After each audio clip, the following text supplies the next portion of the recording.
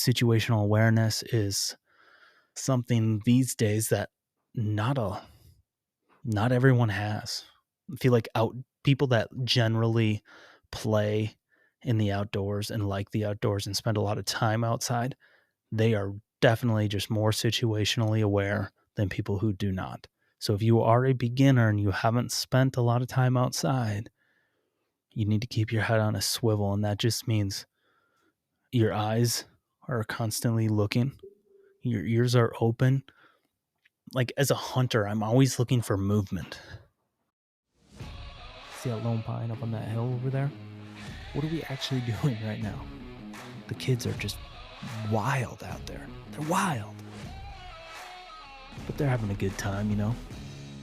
They're having a good time.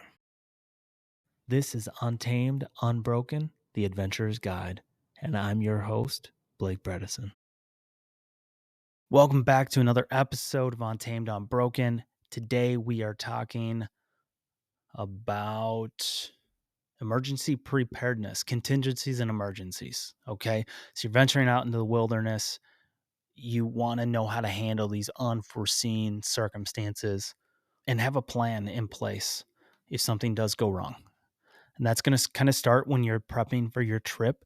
You do a detailed risk assessment. You want to identify specific risks.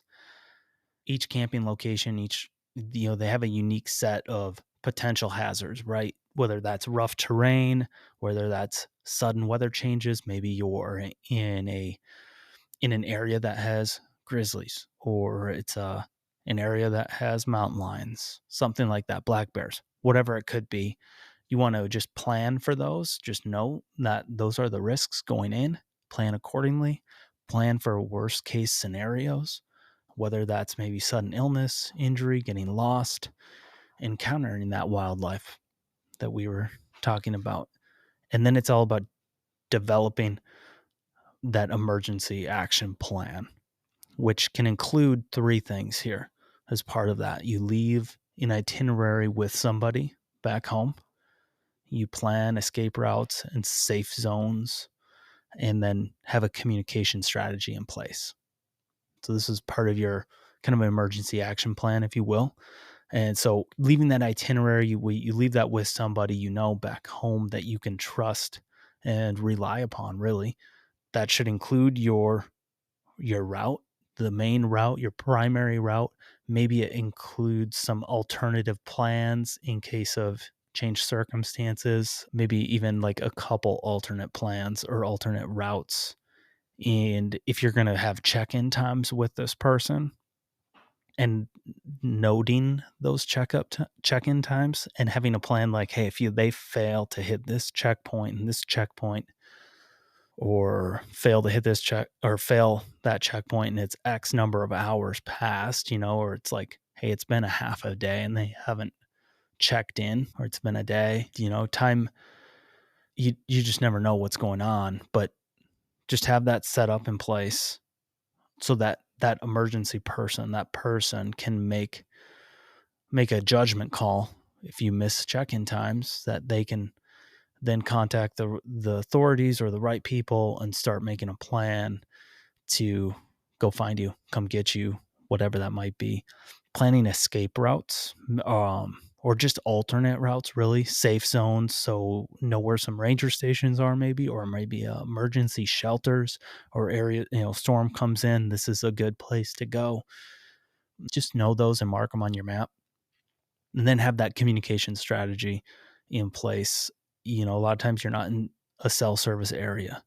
So having some satellite communication device or satellite phone, things like Zolio, Garmin InReach, those are things that you should really think about. So that's on the preparedness part. That stuff, you're preparing that happens before you go on your trip. So does this, emergency skills and training. You want to know the basics. You want to for sure know basic camping skills, basic first aid. Those are going to help you in those are kind of emergency or whatever situations. And if you really want to up your game, doing some wilderness first aid or wilderness first responder courses, that's going to give you a really good handle on at least having the knowledge maybe you're not ever coming across those situations, so you don't have the experience, but you have some knowledge and some training. Survival skills, knowing how to build emergency shelters is going to be big. Starting fires in wet conditions or crappy conditions, knowing how to emergency signal, signaling in threes, SOS.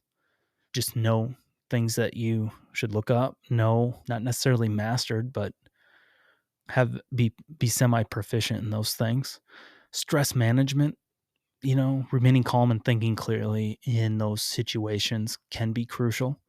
I know one thing you can do, that's easy to do at home is just breathing exercises, box breathing. Take a breath in.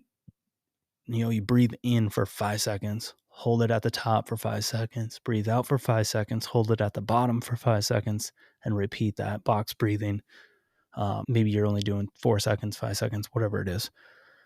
But meditation, same thing. Those can help you. That stuff translates to kind of those types of situations if you have done that.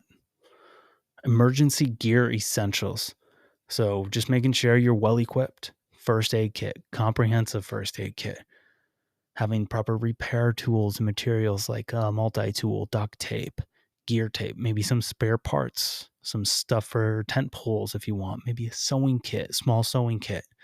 When it comes to first aid, things like just for sure, maybe tweezers, scissors, some stuff for allergic reactions is always good. Some Benadryl, maybe you get some bug bites, some swelling starts happening. You swell up around the eye starts to shut up. Having some stuff like that, some allergy medicine, maybe even just Tylenol or ibuprofen, bandages, Israeli bandages. You never know what's going to happen out there.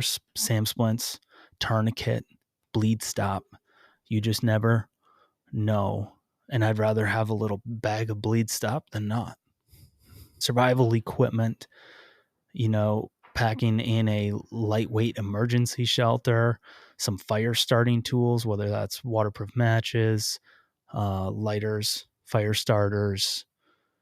Some fire starters are simple as cotton balls dipped in wax that you put in a little tin can, like a Altoid, old Altoids can. And there's some companies that sell some really good fire starters that start even when wet, and those are amazing to get that going. Know the basics of starting a fire for sure.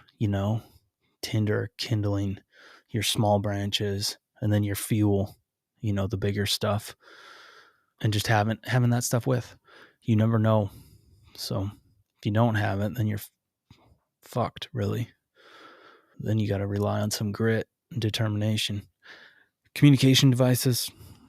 Like I said, satellite phones. So these are ideal without cell coverage. They're a little bigger and bulkier. You can have personal locator beacons, which can signal distress. Two-way radios, maybe within your group, are nice, especially if you're going to be away from each other while you're out in the wilderness. You split up. Having some two-way radios is nice. If you're hunting, I believe that would not be allowed, at least to communicate where game is. You'd have to double check on those rules. It's going to vary by state. When it comes to the best communication devices these days, and they're becoming more common, like I said, things like the Bivy stick, Zoleo device. These are little handheld devices that Bluetooth usually to your phone, to an app on your phone. Some of them you can, like the Garmin InReach, you can text right on that thing and send out messages. It's a little clunky when you do it that way. But then they just have a membership service, and they use the Iridium satellite network. I have a Zoleo device. It works super great. There's a little button on there. There's a little check mark. You can hit that and just be like, it sends an auto message to people that you have already pre-programmed into the app. So I send it to my wife and just says, I'm good. And it sends my coordinates of where I am, so that she knows at that point at 9:30 a.m., I was good. And I always let her know, it's like, yeah, I'm going to check in the morning and I'll check in at night. Maybe I'll send you a message during the day, because you can send satellite messages, text messages, essentially. Managing Move on to managing specific emergencies, maybe medical emergencies. We got navigation mishaps, weather-related emergencies. So, immediate action is just take a step back, take a breath, assess the situation, take in the big picture, provide first aid if you need to, protect that individual from the elements, monitor vital signs, pulse, breathing, and provide reassurance. And then at that point, you're going to have to make a decision whether you're good, you can tough it out, you can stay in the backcountry, or if maybe evacuation is possible, or if you need to activate some emergency services. And that's going to depend you hitting that SOS button on your satellite communication device or whatever that may be, or making a satellite phone call. That's just going to depend on the situation. I don't have any answers for you. I'm just hitting the high points. We are not going to dive deep on any of these really right now. It's just hitting the high points and being aware, and it's all really about preparing. Boils down to those first couple parts 1 and part 2, right? Preparing and planning. Like, all of this goes into that, and this is just a little bit more detail. If it's weather related, know ahead of time where some spots are in the area you're going, some safer spots to hunker down against storms. And then understand some of the basics of hypothermia or heat stroke, the symptoms, treatment. And when it goes into gear too, having, like I had said before, the emergency blankets, emergency shelters, some of those reflect, like the Mylar blanket, know how to start a fire. Navigation, mishaps, preventing getting lost, stick to planned routes if you can. Consult your map and compass regularly. That's a big one to not getting lost, is just you're always like, okay, I'm here. We're good. And then mindful of your surroundings. Keep your head on a swivel. Situational awareness is something these days that not everyone has. I feel like people that generally play in the outdoors and like the outdoors and spend a lot of time outside, they are definitely just more situationally aware than people who do not. So if you are a beginner and you haven't spent a lot of time outside, you need to keep your head on a swivel. And that just means your eyes are constantly looking, your ears are open. Like, as a hunter, I'm always looking for movement. I'm always just like, my eyes pick up movement. It's like, oh, there's something. Even if it's just a little squirrel, they pick up movement. And that's something that's just been ingrained in me since I was a little kid. So I don't know how easy it is for people to pick up on that, but something to be aware of. Just know your surroundings. And if you do get lost, stay calm. You stay put if you're on a trail. If you are on a trail and you're lost, you can always backtrack. You have your whistle. So if there's other people in your group, use your whistle, signal mirror to attract attention. Maybe if you were up on a ridge or something like that, but if you're in some deep forest, a signal mirror is not going to really do much for you there. And attempt to reorient yourself, look at your map, try to figure out where you are. If you can triangulate your position, do so. We'll get a little bit into that navigation thing, I think, in part 9. So be ready for that. And then if there is an emergency, debrief and learn from it. Analyze what happened, what led to the emergency, how you guys managed it, and identify what worked and areas that you could improve on and learn from. And then last, share those insights, share your experience. People are going to learn from that. You're going to learn from it. Even sharing it, that's a way of debriefing in your own head and thinking it through and then going from there. Stay safe out there. Stay wild. Thank you for sticking around. If you've enjoyed the show, don't forget to subscribe, leave us a rating and review. Even one word, it helps a ton. Sincerely appreciate you guys. Thank you all, and we'll see you on the next one. Stay wild. You've been listening to Untamed, Unbroken, a Lone Pine Adventures original podcast.